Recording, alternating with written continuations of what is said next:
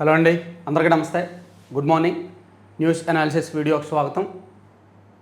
మనకి నిన్న అమరజీవి పొట్టి శ్రీరాములు 58 అడుగుల కాంస్య విగ్రహాన్ని ఆవిష్కరించారు రాజధాని అమరావతిలో. అమరజీవి అందరివాడు, ఆయన స్ఫూర్తి శాశ్వతంగా గుర్తుపెట్టుకునేలా చర్యలు. పొట్టి శ్రీరాములు విగ్రహానికి స్టాచ్యూ ఆఫ్ సాక్రిఫైస్గా పేరు. విగ్రహావిష్కరణ కార్యక్రమంలో ముఖ్యమంత్రి చంద్రబాబు అమరావతి నిర్మాణం తెలుగు ప్రజల ఆత్మగౌరవం అని వెల్లడి. సో నిన్న ఈ 58 అడుగుల విగ్రహావిష్కరణ సందర్భంగా నిన్న జరిగిన కార్యక్రమంలో సీఎం గారు, డిప్యూటీ సీఎం గారు ప్రసంగించారు. వైకాపా హయాంలో ఆర్యవైశ్యులు వ్యాపారాలు చేసుకోవాలంటే భయపడే పరిస్థితి ఉండేది. ఇప్పుడు దాన్ని పూర్తిగా మార్చి స్వేచ్ఛగా వ్యాపారాలు చేసుకునేలా చర్యలు తీసుకున్నాం. ఆర్యవైశ్యులు రాష్ట్ర అభివృద్ధిలో ఎప్పుడూ ముందుంటారు. వారు 10 రూపాయలు సంపాదిస్తే అందులో 2 రూపాయలు దాన ధర్మాలకు ఖర్చు చేస్తారు. అందుకే పొట్టి శ్రీరాములు విగ్రహం ఏర్పాటుకు ముందుకొచ్చి ప్రాజెక్టును పూర్తి చేశారు. పొట్టి శ్రీరాములు ప్రాణత్యాగం ఫలితంగానే తొలి భాషా ప్రయుక్త రాష్ట్రంగా ఆంధ్రప్రదేశ్ అవతరించింది. ఆ తర్వాత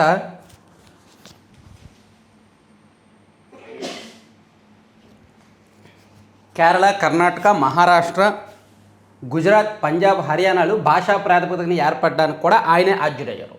అలాంటి మహనీయుని చరిత్రను భవిష్యత్తు తరాలు స్మరించుకునేలా రాజధాని అమరావతి నడిబొడ్డున పొట్టి శ్రీరాముల విగ్రహాన్ని ఏర్పాటు చేయడం అభినందనీయం. ఆ మూర్తిని ఏరియల్ వ్యూ ద్వారా చూస్తుంటే చాలా గర్వంగా అనిపించింది. దురదృష్టవశాత్తు అమరజీవి పొట్టి శ్రీరాములు ఆర్యవైశ్యుల కోసం ప్రాణత్యాగం చేయాల, రాష్ట్రం కోసం ప్రాణత్యాగం చేశారు. ఆర్యవైశ్యుల కోసం ఆయన ఆమరణ దీక్ష చేయాల, రాష్ట్రం కోసం ఆమరణ దీక్ష చేశారు. కానీ మనిషి అనేవాడు కర్మకాలి, కులం అనే పిచ్చి నెత్తికెక్కి మహానుభావులందరి కులాలు ఆపాదించి, మహానుభావులందరికీ కూడా కులం ఆపాదించి వాళ్ళని ఒక కులానికే పరిమితం చేసి అలా దరిద్రావస్థలో మనం బతుకుతున్నాం. చూడండి, పొట్టి శ్రీరాముల విగ్రహానికి ఆర్యవైశ్యులు ముందుకు వచ్చి వాళ్ళు డబ్బులు వేసుకున్నారు పాపం. ఎందుకంటే ఆ కులస్తుడు కాబట్టి. ఆ కులస్తుడు ఆయన కాకపోతే ఆయన ఎవరు పట్టించుకోరు. అంతేగా దాని అర్థం. చంద్రబాబు గారు అదేగా చెప్పారు. ఒకవేళ పొరపాటున కొంతమంది మహానుభావుల కులాలు తెలియకపోతే ఇంక వాళ్ళు లేనట్టే, మర్చిపోతారనమాట. అంటే పెద్ద పెద్ద వాళ్ళందరికీ కులాలే. ఆర్యవైశ్య ఆయనకు ఒక కులము, బిఆర్ అంబేద్కర్ గారికి కులమే, సాలూరు సీతారామరాజు గారికి కులమే, మహాత్మా గాంధీకి కులమే. ఈవెన్ దేవుళ్ళకి కూడా కులాలు ఆపాదించి ఆయన మా కులం, ఈ నాకు మా కులం అని విభజించాం. అంత దరిద్రావస్థలో మనం ఉన్నామన్నమాట.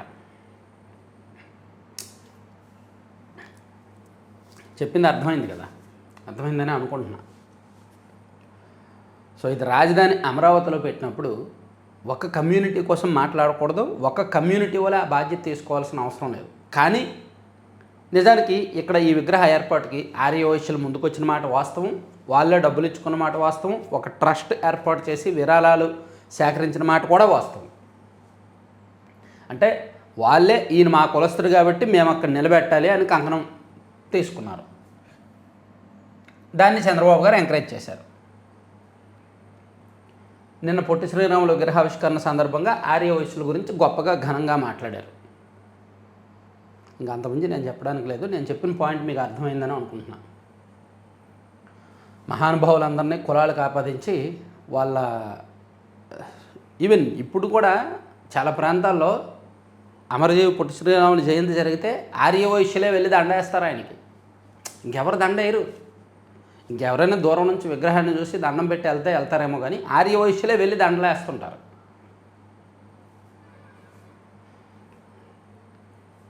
ఇలా చెప్పాల్సి వస్తుందని నేను కూడా అనుకోలేదు. దరిద్రం అంతే, మనం ఆ దరిద్రంలో బతుకుతున్నాం అంతే. ఒకవేళ పొరపాటున ఏ పెద్ద పెద్దోళ్ళు కులాలు, సుభాష్ చంద్రబోస్ గారి కులం తెలియదేమో కాబట్టి ఆయన్ని పక్కన పెట్టారేమో. లేకపోతే ఆయన జయంతి, ఆయన వర్ధంతికి కూడా వేడుకలు జరిగితే ఆయన్ని కూడా గొప్పగా ఘనంగా కీర్తిస్తాం. ఆయన కులం తెలియదు మనకి.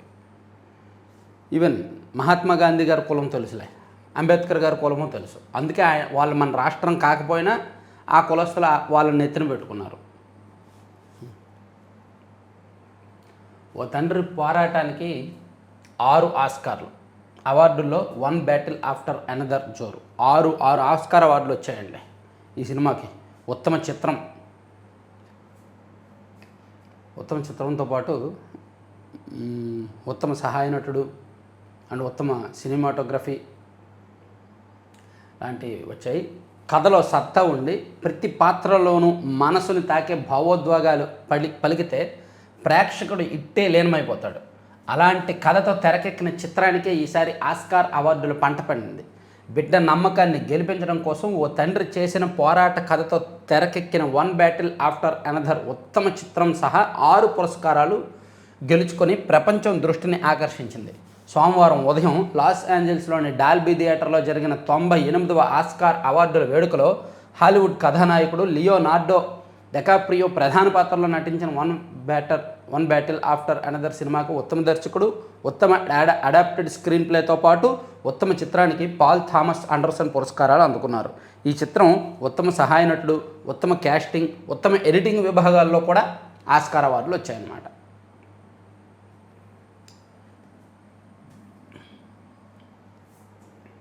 ఇక సో ఇది ఈ అమరజీవి విగ్రహానికి సంబంధించి అన్ని పత్రికల్లో వేశారులే.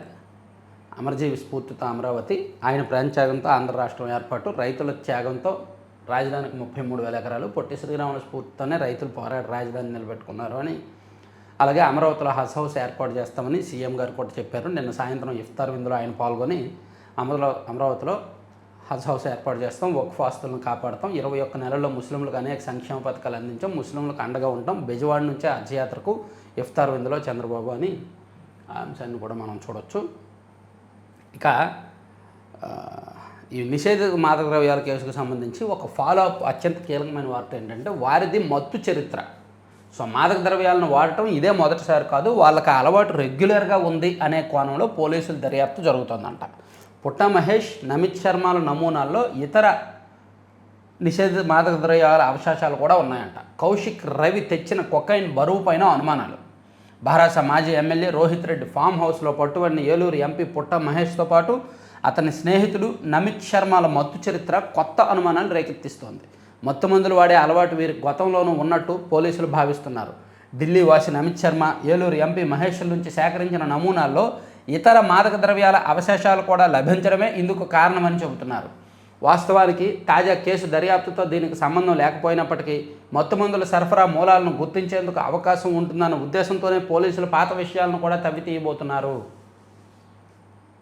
సో ఇది చాలా పెద్ద అంశంగా కాబోతుందండి. అలాగే అక్కడికి వచ్చిన పోలీసుల మీద కాల్పులకు ఉసిగొల్పింది రోహిత్ రెడ్డి, రితేష్ రెడ్డి. మీరు కాల్ చేయండి మేము చూసుకుంటామని చెప్పి నమిత్ శర్మను ఉసిగొల్పి పోలీసుల మీద కాల్పులు జరిపారు. అందుకు ఈ కేసు ఇంత పెద్దదై కూర్చుంది. ఇదిగోండి, వ్యాపారం చేస్తున్నారా?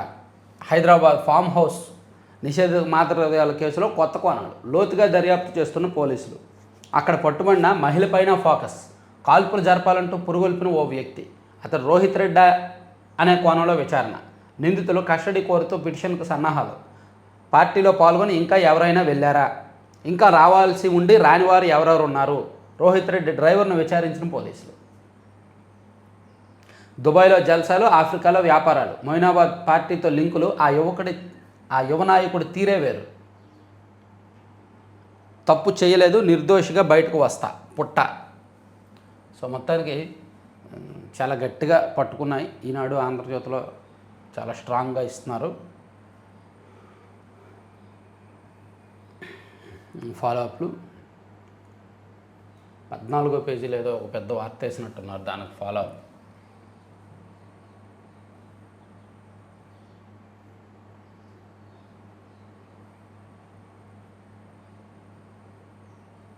దుబాయ్లో టూర్లు, ఆఫ్రికాలో వ్యాపారాలు, బడా లింకులు. మొయినాబాద్ ఫామ్ హౌస్ పార్టీలో పట్టుబడ్డ ఒక యువ నాయకుడి వైభోగం ఇది. ఆయన ఎక్కువ సమయాన్ని దుబాయ్లో గడుపుతారని తెలుస్తోంది. భారత్ నుంచి భారీ మొత్తంలో నిధులను విదేశాలకు తరలించడం కూడా చేస్తుంటారనే ఆరోపణలు ఉన్నాయి. ఆయనకు దుబాయ్తో పాటు ఆఫ్రికా దేశాల గనుల వ్యాపారం ప్రధానమైందని సమాచారం. వ్యక్తిగత కారణాల వల్లే ఆ నాయకుడు దుబాయ్లో ఎక్కువ కాలం గడిపేందుకు ఇష్టపడతారని చెబుతున్నారు. ఇక్కడ విందులు, వినోదాలు, జల్సాలు చేస్తుంటారని సమాచారం. భారత్లోని అనేక మంది ప్రముఖులు సదరు నేతలతో విదేశాల్లో వ్యాపార అవకాశాలపై సంప్రదింపులు జరుపుతుంటారని, వీరిని రంగారెడ్డి జిల్లాకు చెందిన నాయకుడు సమన్వయం చేస్తుంటారని తెలుస్తోంది. గతంలో ఓ సినీ నిర్మాత దుబాయ్లో మరణించినప్పుడు ఈ నాయకుడి పేరు మారుమోగింది.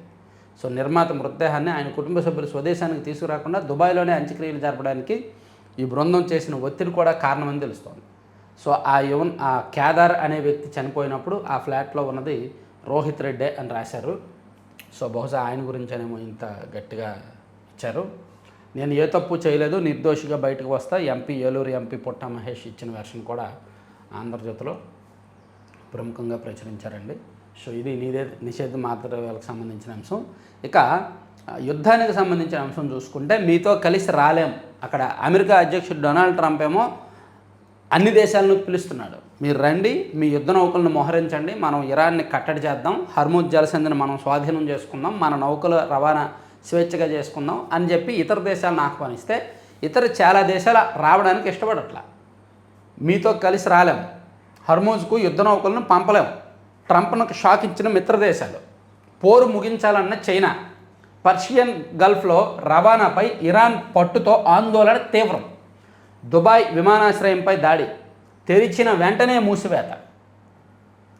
ఇజ్రాయెల్, అమెరికా, ఇరాన్ యుద్ధం తీవ్రమవుతుండటంతో చమురుపై ఆందోళనలు పెరుగుతున్నాయి. పర్షియన్ గల్ఫ్లో చమురు నౌకల రవాణాపై ఇరాన్ పట్టు సాధించడంతో ఇంధన సంక్షోభం, తద్వారా ఆర్థిక సంక్షోభం భయాలు చుట్టుముడుతున్నాయి. ఈ నేపథ్యంలో బలప్రయోగం ద్వారా హర్మూజ్ జలసంధిని తెరిపించడానికి అమెరికా అధ్యక్షుడు డొనాల్డ్ ట్రంప్ చేసిన ప్రయత్నాలు విఫలమయ్యాయి. అక్కడికి యుద్ధ నౌకలను పంపేందుకు మిత్ర దేశాలతో పాటు ఫ్రాన్స్, చైనా, రష్యాతో పాటు ఇతర దేశాలన్నింటినీ ఆయన ఉసుగొల్పాడు. మీరు యుద్ధ నౌకలను పంపండి, హర్మూజ్ జలసంధిని మనం స్వాధీనం చేసుకుందాం, మన నౌకలను దాని ద్వారా రవాణా చేసుకుందాము, మన వ్యాపారాలు మనం చేసుకుందాము అని. అందుకు మిత్ర దేశాలు ఎవరూ అంగీకరించలేదు. సరికదా, చైనా మీరు ఇంకా యుద్ధం ఆపండి, ఆపితే మంచిది, ఇప్పటికే చాలా కాలమైందని చెప్పి తిరిగి హెచ్చరించిందంట. సో అక్కడ డొనాల్డ్ ట్రంప్ ప్రయత్నాలు బెడిసికొట్టాయి. అంటే హర్మూజ్ జలసంధి ఒక్కటే ఇరాన్కి బలం. సో అది వాళ్ళ స్వాధీనంలో ఉండకపోతే ఇంకా ఇరాన్ పని అయిపోద్ది కదా అనేది ట్రంప్ ఆలోచన. ఇక డాలర్ చాప కిందకి చమురు. చైనా కరెన్సీలో చెల్లిస్తే హర్మూజ్ దాటేందుకు అనుమతి. అమెరికా ఎత్తులకు ఇరాన్ పై ఎత్తు. ఇప్పుడు అంతర్జాతీయంగా చమురు వ్యాపారం అమెరికన్ డాలర్తో కొనసాగుతుంది కదా, అమెరికన్ డాలర్ రూపంలో అవుతుంది. సో అలా కాకుండా చైనా కరెన్సీలో చెల్లిస్తే హర్మూజ్ దాటేందుకు మేము అనుమతిస్తామని చెప్పి అమెరికా వేసిన ఎత్తులకు ఇరాన్ పై ఎత్తు వేస్తుంది అనమాట. అసలు మామూలుగా లేదుగా. ఎందుకంటే ఎవరికి ఉండాల్సిన తెలుగు వాళ్ళకు ఉంటుంది కదా.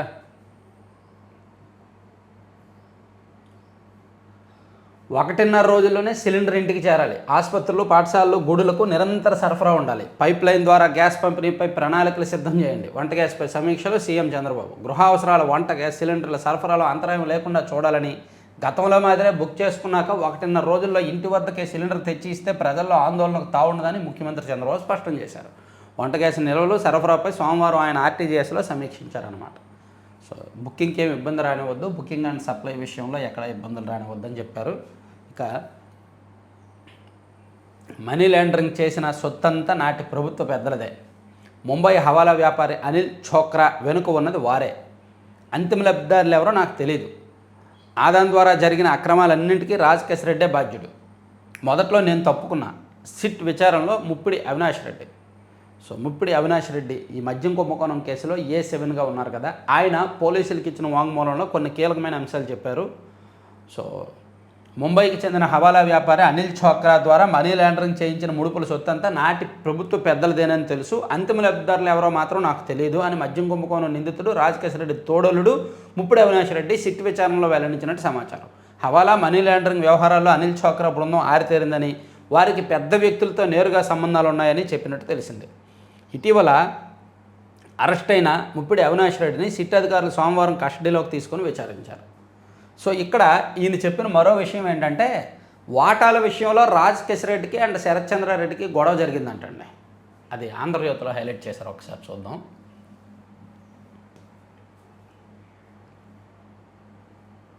ఇదిగోండి, మద్యం కోసం ముఠా కొట్లాట, వాటాల్లో తేడా రావడంతో కేశిరెడ్డి, శరత్ బాహాబాహి కొట్టుకునే వరకు వెళ్ళారంట. అందుకేనేమో బహుశా విజయసాయి రెడ్డి గారు మద్యం కుంభకోణం గురించి రాజకేశ్ రెడ్డి నిందితుడు, అతనే మొత్తం పెద్ద దొంగ, పెద్ద అవినీతిపరుడు, అతని గురించి ఎప్పుడు నేను చెప్పాలన్నా చెప్తాను, ఏం కావాలన్నా సమాచారం ఇస్తాను, అందుబాటులో ఉంటాను, మొత్తం చేసింది రాజకేశ్ రెడ్డి అని చెప్పి విజయసాయి రెడ్డి గారు అందుకే మీడియా ముందుకు వచ్చి చెప్పి అండ్ వాంగ్మూలం కూడా ఇచ్చారేమో. సో తన అల్లుడి సోదరుడితో గొడవ జరిగింది కాబట్టి. సిట్ కస్టడీలో గుట్టు విప్పిన ముప్పిడి అవినాష్ రెడ్డి, శరత్ చంద్రారెడ్డి విజయసాయి అల్లుడి సోదరుడు ముప్పిడి అవినాష్ రెడ్డి, రాజకేశ్ రెడ్డి తోడల్లుడు. మొత్తం వ్యవహారం నడిపింది రాజకేశ్ రెడ్డే. ముంబై హవాలా సొమ్మంతా అమితం లబ్ధిదారు కోసమే. సీసాలు మూతలు అట్టపెట్టెల్లోనూ అక్రమాలను వెల్లడి. గత జగన్ ప్రభుత్వంలో జరిగిన 3,500 కోట్ల లిక్కర్ స్కామ్లో ఎన్నెన్నో చిత్రాలు బయటపడుతున్నాయి. ముడుపుల సొమ్ములో నుంచి గత ఎన్నికల్లో వైసీపీ అభ్యర్థులకు పంపిణీ చేయడం, డెన్లలో నోట్ల కట్టలు దాయడం, భారీగా ఆస్తులు బంగారం కొనుగోలు చేయడం, మనీ లాండరింగ్కు పాల్పడడం, నిందితుల ఇళ్లలో దాచిన నోట్ల కట్టలను పని మనుషులు కొట్టేయడం వంటివి సిట్ దర్యాప్తులో వెలుగు చూశాయి. లిక్కర్ ధరలు భారీగా పెంచి పేదల నుంచి దోచుకున్న సొమ్ము కోసం ఏకంగా ఈ నిందితుల మధ్య గొడవ కూడా జరిగి బాహాబాహికి వెళ్ళేంత వరకు జరిగిందని ముప్పిడి అవినాష్ రెడ్డి నిన్న పోలీసులకు కూడా చెప్పాడంటండి. సో చాలా పెద్ద, అసలు మామూలు విషయం కాదు.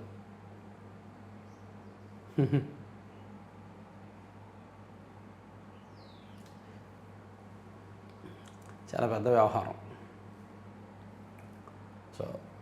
సో వీడియో చూస్తున్న వాళ్ళు, కంటెంట్ చూస్తున్న వాళ్ళు దయచేసి లైక్ చేయండి. ఎవరైనా లైక్ చేయకపోతే మధ్యలో లైక్ చేయండి. లైక్ చేయని వారు ఎవరైనా ఉంటే లైక్ చేయండి అండ్ షేర్ చేయండి. మీ మిత్రులందరికీ కూడా కాంటాక్ట్స్ అందరికీ షేర్ చేసి సబ్స్క్రైబ్ చేసుకోమని కూడా చెప్పండి. సో మన ఛానల్ చాలా విలువైన కంటెంట్ ఇస్తాం. ఇక్కడ ప్రముఖ రచయిత నందిని సిద్ధారెడ్డి గారికి కేంద్ర సాహిత్య అకాడమీ పురస్కారం వచ్చిందండి. అవార్డుకు అనిమేష కవితా సంపుటి ఎంపిక.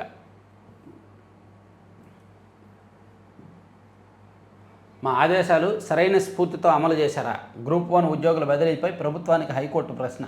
విచారణ నేటికి వాయిదా. సిట్ తీరుపై అసహనం. గ్రూప్ 1 పరీక్ష ద్వారా ఎంపికై ఉద్యోగాలు చేస్తున్న వారిని ఫోకల్ నుంచి నాన్ ఫోకల్ పోస్టులకు బదిలీ చేయాలంటూ తాము ఇచ్చిన ఆదేశాలను సరైన స్ఫూర్తితో అమలు చేశారో లేదో చెప్పాలని రాష్ట్ర ప్రభుత్వాన్ని హైకోర్టు ప్రశ్నించింది. అలాగే ఈ కేసు విషయంలో సిట్ వ్యవహరిస్తున్న తీరు మీద కూడా హైకోర్టు కాస్త అసహనంగా ఉంది. ఇక రాయలసీమలో సెగ, కోస్తాలో తగ్గిన ఉష్ణోగ్రతలు. ఒంటిమిట్టలో నిత్యాన్నదాన సేవలు ప్రారంభం. ఏప్రిల్ 1న సీతారాముల కళ్యాణం. ప్రభుత్వం తరపున పట్టు వస్త్రాలు సమర్పించనున్న ముఖ్యమంత్రి. వైఎస్ఆర్ కడప జిల్లా ఒంటిమిట్టలోని కోదండరామాలయాన్ని దర్శించే భక్తులకు నిరంతరాయంగా అన్నప్రసాదాల వితరణ కార్యక్రమాన్ని నిర్వహిస్తామని తీతీది ధర్మగట్ల మండలి చైర్మన్ బిఆర్ నాయుడు తెలిపారు. ఒంటిమిట్టలోని కోదండరామాలయంలో నిత్యాన్నదాన కేంద్రాన్ని సోమవారం ఆయన ప్రారంభించారు. సో ఇక్కడ ఏప్రిల్ 1వ తేదీని జానకరాముల పరిణయ వేడుక జరగబోతోందంట. 1,00,000 మందికి పైగా వస్తారని అంచనా వేస్తున్నారండి. ఇక ఐసీయూలో అగ్ని ప్రమాదం, 10 మంది రోగుల దుర్మరణం, 11 మందికి గాయాలు. ఒడిశాలోని కటక్లో ఒక ఆసుపత్రిలో ఐసీయూలో ఒక పెద్ద ప్రమాదం జరిగింది. సో అందులో 10 మంది వరకు చనిపోయారంట, ఇంకో చాలామంది గాయపడ్డారంట. మొత్తం ఐసీయూలో 23 మంది రోగులు ఉన్నారంట అండి. చాలా పెద్ద ప్రమాదం. వారంతా వివిధ అనారోగ్యాలతో ఐసీయూలో చికిత్స పొందుతున్నారు. ఆదివారం అర్ధరాత్రి దాటాక 2:30 గంటలప్పుడు చెలరేగిన అగ్నికీలల్లో చిక్కుకున్నారు. ఈ ప్రమాదంలో 10 మంది రోగులు మరణించారు.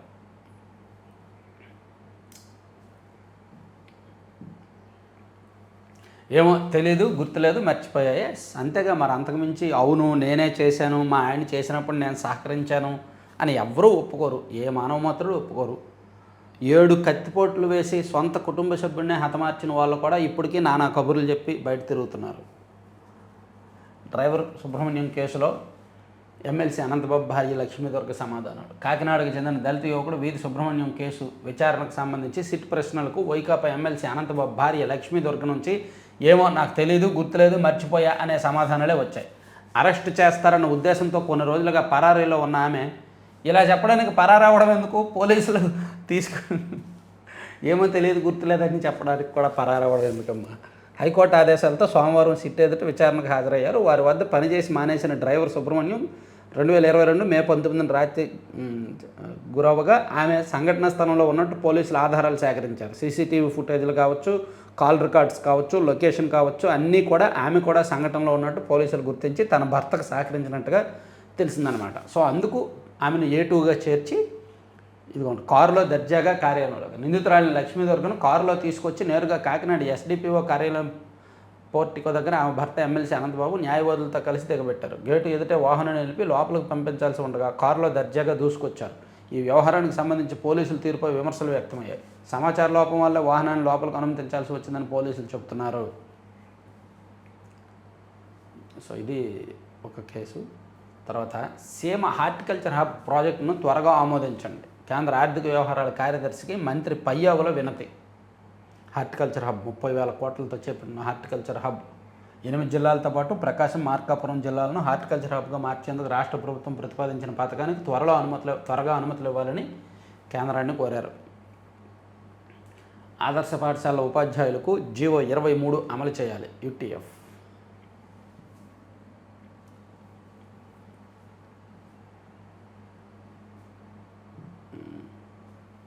సో పొట్టి శ్రీరాములు త్యాగానికి గుర్తుగా అమరజీవి జలధార, ఈ గడ్డపై నీరు తాగే ప్రతివారు ఆయన పేరు స్మరించుకోవాలనే ఉప ముఖ్యమంత్రి పవన్ కళ్యాణ్. అమరజీవి పేరు మీద స్మారకనానం, కేంద్రంతో మాట్లాడి విడుదలకు ప్రయత్నం, త్యాగానికి మానవ రూపం పొట్టి శ్రీరాములు. మంత్రి లోకేష్ 194 రోజుల్లోనే విగ్రహం ఏర్పాటు పూర్తి చేశారు. మోదీ చేతుల్లో కీలుబొమ్మల రాష్ట్ర నాయకులు. విజి రామ్జీ పేదలకు తీరని నష్టం, శ్రీకాకుళం పర్యటనలో వైఎస్ షర్మిల.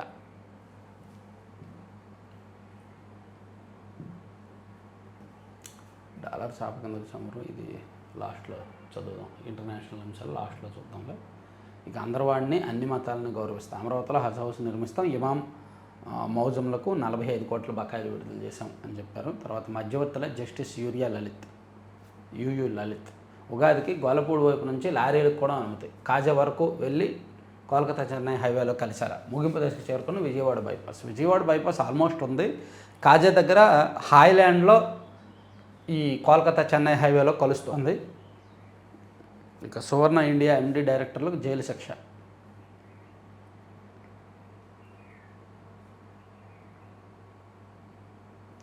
మొయినాబాద్ వ్యవహారంలో కుట్రకోణం ఉందంటండి రాష్ట్ర అధ్యక్షుడు పల్లా శ్రీనివాసరావు. మొయినాబాద్ వ్యవహారంలో కుట్రకోణం ఉందని అనుమానం వ్యక్తమవుతోందని తెలుగుదేశం పార్టీ రాష్ట్ర అధ్యక్షుడు పల్లా శ్రీనివాసరావు అన్నారు. విశాఖ నగరంలో సోమవారం ఆయన మీడియాతో మాట్లాడారు. అంశంలో ముఖ్యమంత్రి చంద్రబాబు చాలా సీరియస్గా ఉన్నారు. గతంలో వైకాపా నేతలు చేసిన దారుణాలను ప్రజలు గమనించారు. మళ్ళీ అధికారంలోకి రావాలన్న ఆలోచనతో కొంతమంది కాసుకొని కూర్చున్నారు. పార్టీ నేతలు ప్రజాప్రతినిధులు ఎంతో బాధ్యతగా ఉండాలి, చెడు అలవాట్లు వ్యసనాలకు దూరంగా ఉండాల్సిందే. హైదరాబాద్ శివారు మొయినాబాద్లో వెలుగు చూసిన కేసులో ఎవరు తప్పు ఉందో కోర్టు తేల్చుతుంది. ఎంపీ పుట్ట మహేష్కు షోకాజ్ నోటీస్ ఇచ్చాము, 5 రోజుల్లో వివరణ ఇవ్వాలని అడిగాము అని చెప్పి దానిలో కుట్రకోణం కూడా ఉన్నట్టుగా పార్టీ అనుమానిస్తోందంట. సో ఆయన కూడా కుట్రకోణం ఉందనే చెప్తున్నారు పుట్ట మహేష్ గారు కూడా. సరే ఇది పక్కన పెట్టి సాక్షికి వెళ్ళాలి. సాక్షిలో చూసుకుంటే మైకంలో ముంచారు, 100 రోజుల్లో గంజాయి అరికడతామని ఎన్నికల్లో చంద్రబాబు బృందం ప్రగల్భాలు. కూటమి ప్రభుత్వంలో దేశ రాజధానిగా మారిన ఏపీ. మాస్టర్ హైదరాబాద్లో జరిగిందండి పార్టీ. పాపం సాక్షి వాళ్ళు హైదరాబాద్ కూడా ఇంకా మన ఆంధ్రప్రదేశ్లోనే ఉన్నట్టు, మన హైదరాబాద్కి కూడా సీఎం గారు చంద్రబాబు గారే అన్నట్టు, ఆ ఫామ్ హౌస్ కూడా ఆంధ్రప్రదేశ్లోనే ఉన్నట్టు రాసుకెళ్ళిపోతున్నారు. కానీ అది జరిగింది హైదరాబాద్లో. మేబీ తెలుగుదేశం పార్టీ ప్రజాప్రతినిధి పాల్గొన్నారు, కరెక్టే. కానీ జరిగింది రాష్ట్రానికి ఆపాదించకూడదు, ప్రభుత్వానికి ఆపాదించకూడదు. కానీ వీళ్ళు అదే పనిగా నిన్న ఈరోజు రాసుకెళ్ళిపోతున్నారు. వద్దు బ్రో అంటూ లోకేష్ చిలక పలుకులు. కానీ ఆ బ్యాచ్ అంతా ఎల్లో గ్యాంగే. మాదక ద్రవ్యాల బానిసలను అరెస్ట్ చేయాలని పవన్ కళ్యాణ్. టీడీపీ ఎంపీ పుట్ట మహేష్ భాగవతంపై మాత్రం మౌనం. గంజాయి మాఫియా డాన్లను కూటమి నేతలే. మాఫియాకు కూటమి ప్రభుత్వం రాచబాట. రాష్ట్రంలో ఏటా 1000 కోట్ల దందా. ఊరు వాడ నకిలీ మద్యం ప్రవాహం. కుటీర పరిశ్రమ తరహాలోనే తయారీ.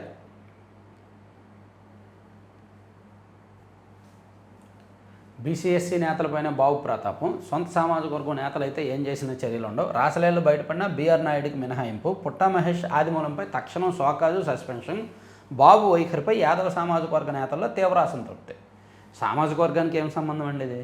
అసలు సామాజిక వర్గాన్ని సంబంధం ఏముంది? షోకాజ్ నోటీస్ ఇచ్చారు, ఒకవేళ ఇవ్వకపోతే ఇదే సాక్షిలో ఏమీ చర్యలు తీసుకోలేదని రాస్తారు. షోకాజ్ నోటీస్ ఇచ్చేసరికి సామాజిక వర్గాన్ని రెచ్చగొడుతున్నారు. చూసారా సాక్షి కన్నింగ్ చూసారా? ఒకవేళ పుట్ట మహేష్ గారికి షోకాజ్ నోటీస్ ఇవ్వకపోయినా, ఎటువంటి చర్య తీసుకోకపోయినా ఇదే సాక్షిలో వదిలేశారు, వాళ్ళ ఎంపీ పాల్గొన్న వదిలేశారు, పట్టించుకోలేదు, పార్టీయే ఎంకరేజ్ చేస్తుంది అన్నట్టు రాసుకొస్తారు. అలా రాస్తారు. షోకాజ్ నోటీస్ ఇచ్చిందని ఆయన బీసీ కాబట్టి ఇచ్చారని చెప్పి వాళ్ళ సామాజిక వర్గంలో తీవ్ర అసంతృప్తి ఉందని సామాజిక వర్గాన్ని రెచ్చగొట్టారు. కన్నింగ్. అక్కడ జరిగే ఏ అంశాన్నైనా వాళ్ళకు అనుకూలంగా వాడుకునే కన్నింగ్ తెలివితేటలతో వార్తలు ఇవి. కాల్పులు జరిపి తప్పించుకోవాలని ఫామ్ హౌస్ను పోలీసులు చుట్టుముట్టడంతో పుట్ట మహేష్ రోహిత్ రెడ్డి బృందం ప్లాన్. కాల్చిపారండి నేను చూసుకుంటా అంటూ ఒకరు రంకులు సోదాల కోసం వచ్చామని పోలీసులు చెబుతున్నా పట్టించుకొని ఢిల్లీ వ్యాపారి నమిత్ శర్మ. సో ఇలా రాసుకొచ్చారనమాట. ఇక సంక్షేమం అభివృద్ధి జోడుగుర్రాల దౌడు. 2023-24 రాష్ట్రాల ఆర్థిక ఆరోగ్య సూచికలపై నీతి ఆయోగ్ నివేదిక. వైఎస్ఆర్సీపీ హయాంలో అభివృద్ధి ఖర్చు 65% పెరుగుదల. సంక్షేమం అభివృద్ధి జోడుగుర్రాలు, అందుకే జోడుగుర్రాల్లోకి వచ్చాయి రెండు. ఇటొకటి వచ్చాయి. ఆ రెండు జోడు గుర్రాలు కాబట్టే ఈ సంక్షేమానికి ఒకటి, అభివృద్ధికి ఒకటి వచ్చింది పక్క పక్కన. ఫలితాన్ని చూసి కూడా ఇంత ఏకపక్షంగా ఎలా రాసుకుంటారో. ఏదో ఒక నివేదిక వస్తే దాన్ని పట్టుకొని రాసుకొని విద్య, ఆరోగ్యం, గృహ నిర్మాణం, సాగునీరు, ఇంధన రంగాలకు పెద్దపేట.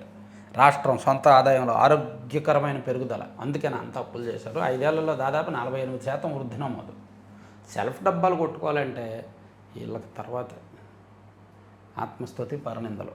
ఇగో న్యాయానికి ముసుగేసి వాస్తవాలు దాచేసి సునీత గారు ఒక పెద్ద ప్రెస్ మీట్ పెట్టి పవర్ పాయింట్ ప్రజెంటేషన్ ఇచ్చి తనకున్న అనుమానాలు చెప్తే సాక్షిలో వార్తే లేదు. ఆమెకు కౌంటర్గా సమాధానం చెప్తే మాత్రం ఫస్ట్ పేజీలో వార్త వచ్చింది. ఇది సాక్షి జర్నలిజం. సరే, పక్కన పెడితే మనుషులకు దేవుడు ఒక గొప్ప వరం ఇచ్చాడు, మాట్లాడే వరం.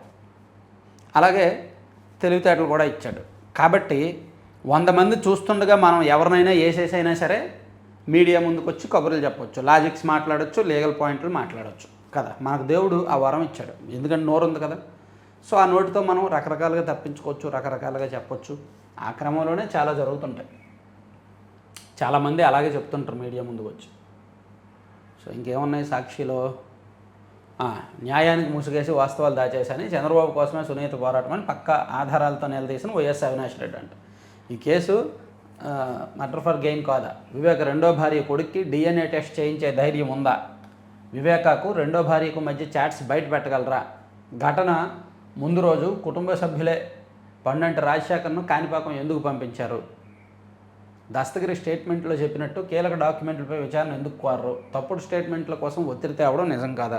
విచారణ జాప్యం కోసమే సునీత కోర్టులో పిటిషన్లు, తద్వారా బాబుకి రాజకీయ లబ్ధి.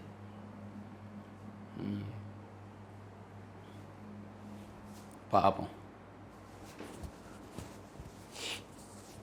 అమాయకుడిని పట్టుకొని సునీత గారు ఆరోపణలు చేస్తుంటే ఆయన మరి ఊరుకుంటారా? సో ఆయన ప్రెస్ మీట్ పెట్టారు. ఎలాగ సొంత మీడియా లేదు కాబట్టి సాక్షిలో వార్త రాశారు. జగన్మోహన్ రెడ్డి గారికి వాళ్ళ కుటుంబానికి సొంత మీడియా లేదు కాబట్టి ఆయన ప్రెస్ మీట్ పెడితే సాక్షిలో పెద్ద వార్త రాశారు. అరే సొంత మీడియా కూడా లేదు ఈయనకి, మనమైనా హైలైట్ చేస్తామని చెప్పి హైలైట్ చేశారు. ఇక బాబు పాలన హిందుత్వానికి ప్రమాదకరం, ఆందోళన వ్యక్తం చేసిన విశ్వ హిందూ పరిషత్. ఆరోపణలు వస్తే టీటీడీ చైర్మన్పై విచారణ ఏది? దేవాదాయ భూముల భక్షణకు సర్కారు కుట్రయత్నం. భూములను ప్రైవేటు వ్యక్తులకు అప్పగించాలని చూస్తే తీవ్ర పోరాటం. ప్రభుత్వ ధోరణి మారకుంటే సహించం. పిల్లలను కనాలంటూ సీఎం పిలుపు అనుమానాస్పదం. మరో ధార్మిక స్వతంత్ర పోరాటానికి హిందువులు సిద్ధం కావాలి. ఏంటి విశ్వ హిందూ పరిషత్ నేతలు ఆందోళన వ్యక్తం చేశారా చంద్రబాబు గారి మీద? టీటీడీ చైర్మన్పై ఆరోపణలు వస్తే విచారణ జరిపించకుండా తత్సారం చేయడం ఏమిటని ప్రశ్నించారా? సోమవారం విజయవాడలోని విహెచ్పి కార్యాలయంలో జరిగిన మీటింగ్లో ఇవన్నీ మాట్లాడారంటండి. సో ఇది పక్కన పెడితే సమస్యలపై పీఆర్టీయూ సెమినార్. ఉపాధ్యాయుల సమస్యల పరిష్కారంలో చంద్రబాబు ప్రభుత్వం విఫలం. ఎన్నికల వేళ ఇచ్చిన హామీలు 2 ఏళ్లుగా అమలు చేయలేదు. సర్వీసు నిబంధనలు పెండింగ్ బకాయిలపై తక్షణ చర్యలకు డిమాండ్. లేకుంటే వచ్చే నెల 21న కలెక్టరేట్ల వద్ద, 25న విజయవాడలో సమ్మె చేస్తాం. ప్రభుత్వ ప్రధాన కార్యదర్శి సాయి ప్రసాద్కు నోటీస్ ఇచ్చారంటండి PRTU, progressive recognised teachers union వాళ్ళు సమ్మెకి రెడీ అవుతున్నారనమాట. ఇంకా గ్యాస్ ట్రబుల్, ట్యాబ్లెట్ వేసుకోండి గ్యాస్ ట్రబుల్ ఉంటే. వంట గ్యాస్ గురించా? రాష్ట్రంలో వంట గ్యాస్ సరఫరాలో చంద్రబాబు ప్రభుత్వం విఫలం. బ్లాక్ మార్కెట్లో యథేచ్ఛగా అధిక రేట్లకు విక్రయం. 2000 వాణిజ్య సిలిండర్ 3 నుంచి 4,000. గృహ వినియోగదారులకు వారం దాటిందని అందన గ్యాస్. ఇది పబ్లిక్గా కామెంట్ చేయండి. నిజంగా గ్యాస్ సరఫరా ఎంతవరకు సమస్యలు ఉన్నాయి? బుక్ చేసుకుంటే సాధారణంగా నెక్స్ట్ డే వచ్చేది ఇంతకుముందు, లేదా 2 రోజుల్లో వచ్చేది. కానీ ఇప్పుడు వారం రోజులైనా రావట్లేదు అని చెప్పి సాక్షిలో రాశారు. నిజమేనంటారా? నిజంగా ఎవరైనా బుక్ చేస్తే వారం రోజులు దాటినా గ్యాస్ సరఫరా కావట్లేదా? సో మీ ఉద్దేశం ఏంటనేది కామెంట్ చేయండి. అలాగే ఏపీలో 3-4 రోజులకు మాత్రమే సరిపడా నిల్వలంట.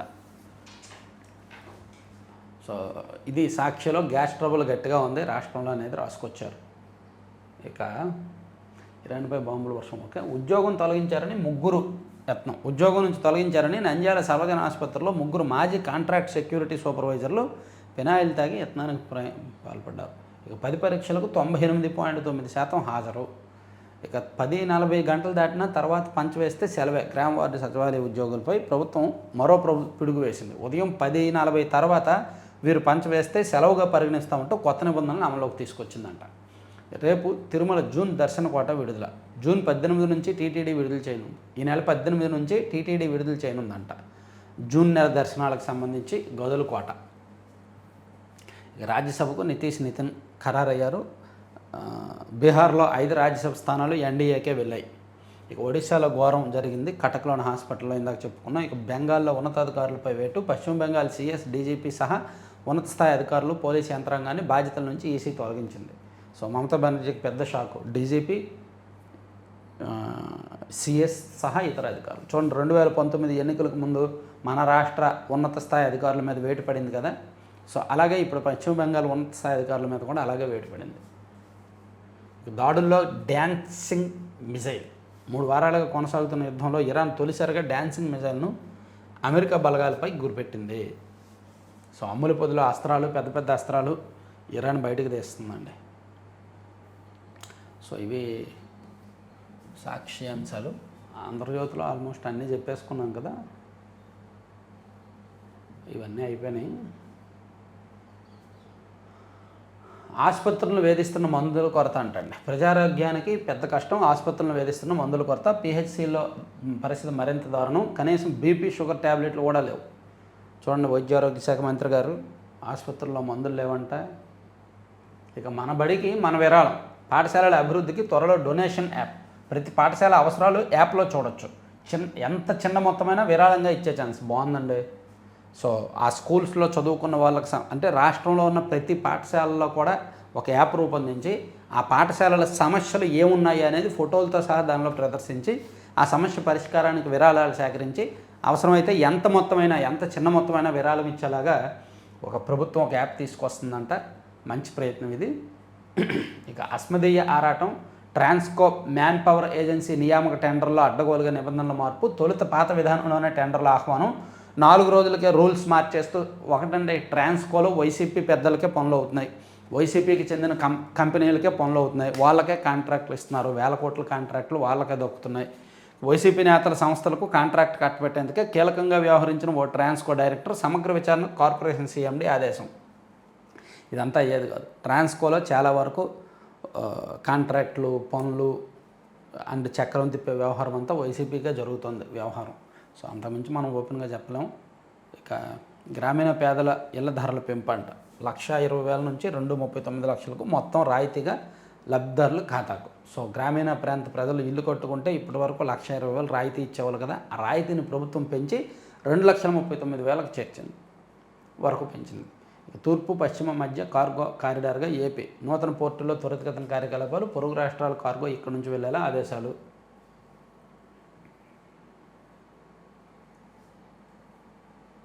సో ఇవన్నీ ఈ అంశాలు. ఆంధ్రప్రభలో ఇవి కాకుండా వేరే ఏమైనా ఇచ్చారంటే రాజధానిపై కుట్రలు. గత పాలకులు 3 ముక్కలు ఆటాడారు, ఇంకా కుట్రలు చేస్తున్నారని ఈ అమరజీవి విగ్రహావిష్కరణకు సంబంధించిన అంశాలు. ఇక ట్రంప్నకు నాటో షాక్ ఇచ్చారు. ఇక పెద్దన పాత్రకు ఇక చెక్. ప్రపంచ దేశాల్లో మారుతున్న అభిప్రాయాలు. ఇప్పటికే సొంత సైనిక శక్తికి మధ్యప్రాచ్య దేశాల నిర్ణయం. ఆధిపత్యం కోసం అమెరికా ఏకపక్ష ధోరణితో దండయాత్రలు. ఇరాన్ వార్ తర్వాత సరికొత్త భౌగోళిక రాజకీయ పరిస్థితులు. డొనాల్డ్ ట్రంప్ నిర్ణయం మీద ప్రపంచవ్యాప్తంగా అమెరికా మీద ఒత్తిడి వస్తుంది. ఇంకా అమెరికా ప్రాబల్యం తగ్గే అవకాశం కూడా ఉంది. ఇక మమతా వర్సెస్ సువేంద. దిదీపై అధికారి అమీతుమి.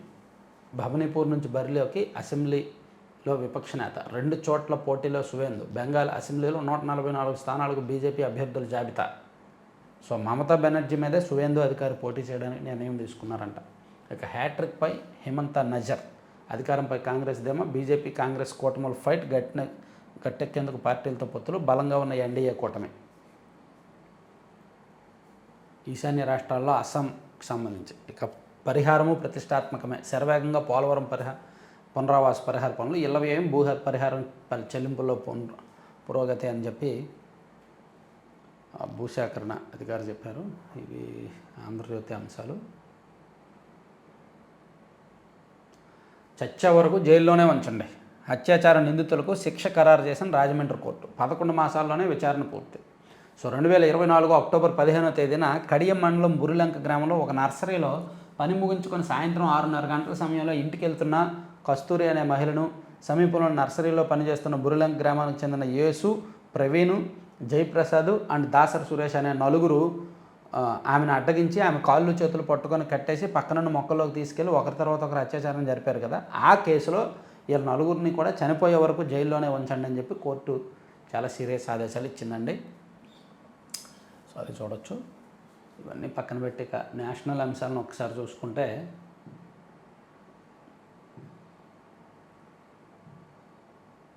డాలర్ చాప కిందకు చమురు, చైనా కరెన్సీలో చెల్లిస్తే హార్మోజ్ దాటేందుకు అనుమతి, అమెరికా ఎత్తులకు ఇరాన్ పై ఎత్తు, ట్రంప్పై స్వదేశంలో ఒత్తిడి పెంచే వ్యూహం. సో డొనాల్డ్ ట్రంప్ మీద ప్రపంచవ్యాప్తంగా వ్యతిరేకతతో పాటు సొంత దేశంలో కూడా వ్యతిరేకత వచ్చే అవకాశం ఉంది. ఇక్కడ డాలర్ విలువ తగ్గిపోతాయి. భారత్కు చేరుకున్న శివాలిక్, నేడు జెట్ లడ్కీ రాక, వాణిజ్య సంబంధాలు దెబ్బతింటాయి. ట్రంప్ తాజా సుంకాలపై చైనా హెచ్చరిక, ప్యారిస్లో ముగిసిన చర్చలు, ట్రంప్ చైనా పర్యటనపైన సందిగ్ధం.